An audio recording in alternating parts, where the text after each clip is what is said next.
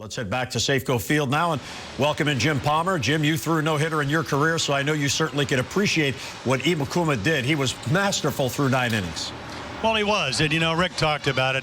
You don't do that by yourself. Sucre behind the plate, wherever the glove was, he was able to hit it. He's a finesse guy.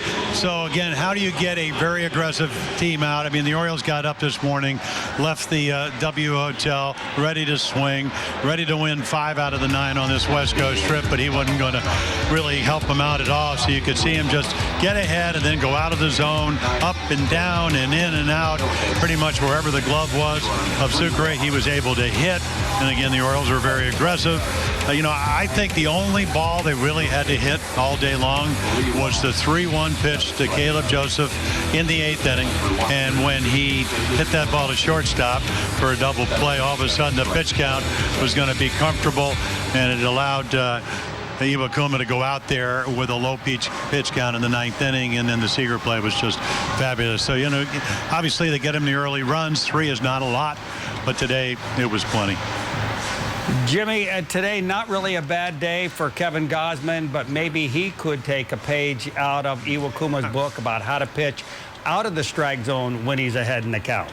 Well, great point, but, he is 24, and Iwakuma is 34, so, there's a 10-year difference, and one guy's a finesse guy.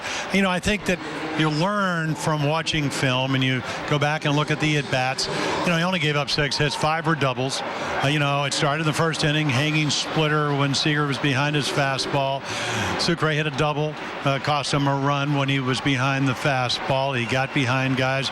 He struck a lot of guys up out of the zone, but it was with 2 strikes when he got behind Jackson, Gutierrez. A lot of those guys were really on his fastball. So, again, you know what? You got to throw the ball down and away, and at the end of the day, he really didn't push that poorly.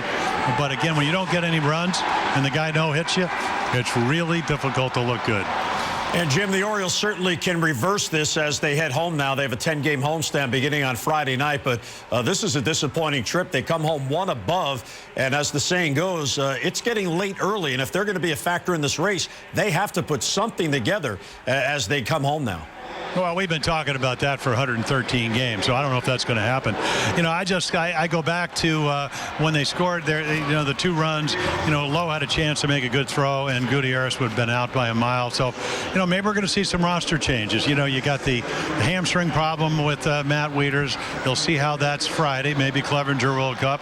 Maybe they will bite the bullet and bring up Ariel Alvarez. I know he's not on the 40-man roster. They got plenty of guys they could take off it that you really don't need to put on it. And, you just don't know. But this club needs to get better. I don't know if it's the personnel. I don't know if it's the fact that we know the starters could pitch a little bit better than they have. Today was a game where, you get Gausman 4 or 5 runs. Bullpen comes in. Probably going to make some adjustments out there because of all the innings they've had to pitch on this road trip. So they play well at home. Let's hope they were able to do that. And it'll all start on Friday when they play the Oakland A's in Baltimore.